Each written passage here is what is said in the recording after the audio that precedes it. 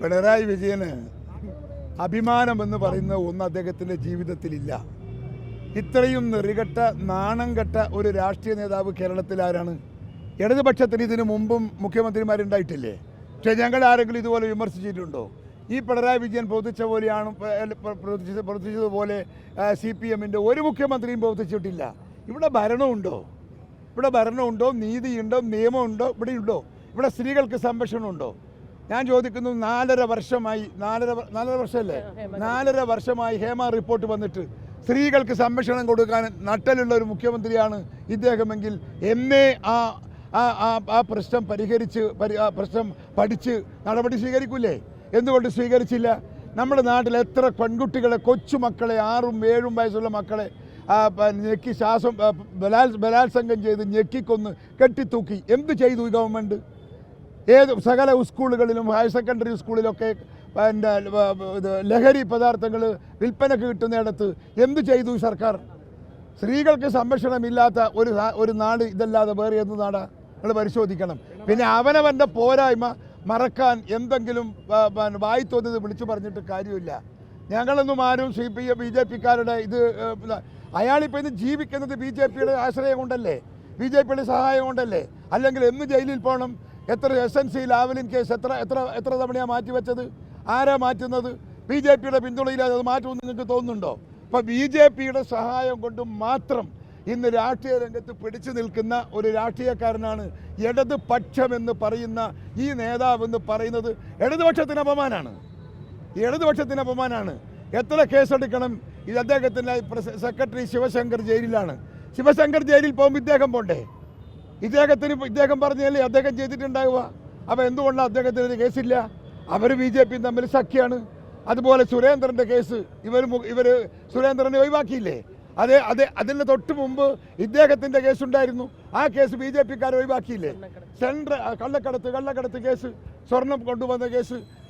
ഇവിടെ CPM-ൻ്റെ നേതാക്കന്മാർ ഇവിടെ BJP-യുടെ അല്ലെങ്കിൽ എന്താ പറയുക ഒരു RSS-കാർക്ക് വിധേയരാണ്, RSS-കാരുടെ സംരക്ഷണത്തിലാണ്, അവരുടെ സഹായത്തിലാണ്. അല്ലെങ്കിൽ എന്നോ ഈ മുഖ്യമന്ത്രി രാജിവെച്ച് പോകണ്ടേ ഈ സംസ്ഥാനത്ത്?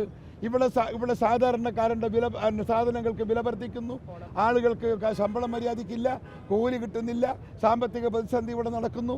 ഒരു ഭരണമുണ്ടെന്ന് നിങ്ങൾക്ക് തോന്നുന്നുണ്ടോ? ഇവിടെ ഇല്ല.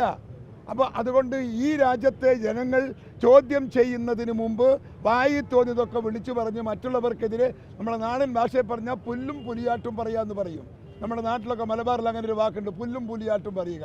ഈ പുല്ലും പുലിയാട്ടും പറയുന്ന പിണറായി വിജയൻ്റെ ഈ അപക്വമായ പെരുമാറ്റത്തിനും സംസാരത്തിനും മറുപടി പറയാൻ ഞങ്ങൾക്കൊന്നും സാധിക്കില്ല. 71-ലെ തലശ്ശേരി കലാപത്തിന് ശേഷം ജസ്റ്റിസ് ജോസഫ് വിധേയത്തിലിൻ്റെ കമ്മീഷൻ ഉണ്ടായിരുന്നു. അപ്പോൾ അതിനകത്ത് പരാമർശിക്കപ്പെട്ട ആരെങ്കിലും ഇപ്പോൾ ഭരണനിരത്തിലുള്ളതായിട്ട് അങ്ങേക്ക് അഭിപ്രായമുണ്ടോ? അങ്ങേക്ക് അഭിപ്രായമുണ്ട് അതിനകത്ത് പരാമർശിക്കപ്പെട്ട 71-ലെ ജോസഫ് വിധേയത്തിൽ കമ്മീഷൻ തലശ്ശേരി കലാപത്തിൽ അതിന് പിന്നിൽ പ്രവർത്തിച്ചോ പരാമർശിക്കപ്പെട്ട ആളുകൾ ഇന്ന് ഭരണ നേതൃത്വത്തിലുണ്ടോ? ഉണ്ടല്ലോ. എന്താണ് അതിനെപ്പറ്റി പറയാനുള്ളത്? ഭരണനേതൃത്വത്തിലുണ്ട്. അതിനെ പറയുന്നത് ഇവരെ സംബന്ധിച്ച് എല്ലാ എന്ത് വൃത്തികേടും കാണിച്ച് കലാപം എന്ന് പറഞ്ഞാൽ തലശ്ശേരി കലാപത്തിന്റെ ഉത്തരവാദികൾ ആരാണ്? ചരിത്രം പറയട്ടെ. ആരാ ചരിത്രം? CPM അല്ലേ? CPM ആളുകളിലെ തുടങ്ങി വെച്ചത്. ആ തുടക്കം എവിടം വരെ എത്തി? ഒരു 10, 60, 70 ആൾ കൊല്ലപ്പെടുന്നിടത്ത് എത്തിയില്ലേ ആ കലാപം മുഴുവൻ? എന്നിട്ടും ഈ BJP-ക്കാർ അല്ല CPM-കാർ പാഠം പഠിച്ചോ? അതുകൊണ്ട് ഈ മുഖ്യമന്ത്രിയെ സംബന്ധിച്ചിടത്തോളം CPM-ന് പോലും മടുത്തു, CPM-ലെ നേതാക്കന്മാർക്ക് മടുത്തു. പ്രാദേശിക കമ്മിറ്റികളിൽ പോലും വിമർശനം നടക്കുക. കണ്ണൂരിലൊക്കെയുള്ള CPM-ൻ്റെ പ്രവർത്തകന്മാർ അമർഷം കൊണ്ടുമാണ് ഈ മുഖ്യമന്ത്രിയുടെ ഈ കൊള്ളരുതായ്മ കൊണ്ട്. BJP-യുടെ മുമ്പിൽ എല്ലാം അടിയറ പറഞ്ഞ ഒരു മുഖ്യമന്ത്രി കേരളത്തിൽ ആദ്യമാണ്. അച്യുതാനന്ദൻ ഉണ്ടായിട്ടുണ്ട്, നമ്പൂതിരിപ്പാട് ഉണ്ടായിട്ടുണ്ട്, നായനാർ ഉണ്ടായിട്ടുണ്ട്. അവരൊന്നും ആരും ഇല്ലല്ലോ.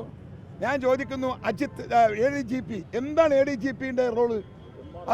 അതിൻ്റെ സത്യാവസ്ഥ എന്താണ്? അതൊന്നെങ്കിലും അറിയണ്ടേ ജനങ്ങൾ?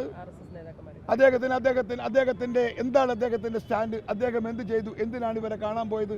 എന്താണ് അതിൻ്റെ അജണ്ട? ആരുടെ നിർദ്ദേശമനുസരിച്ചിട്ടാണ് പോയത്? അതൊക്കെ പുറത്തു വരണ്ടേ? എന്താ പുറത്തു വരാത്തത്? അതായത് RSS നേതാവ് ഗോൾവാൾക്കറുടെ ചിത്രത്തിന് മുന്നിൽ പോയി തലകുലിച്ചിരിക്കുന്ന ആൾക്കാരാണ് കോൺഗ്രസ് നേതാക്കന്മാർ, അങ്ങനെയാണോ?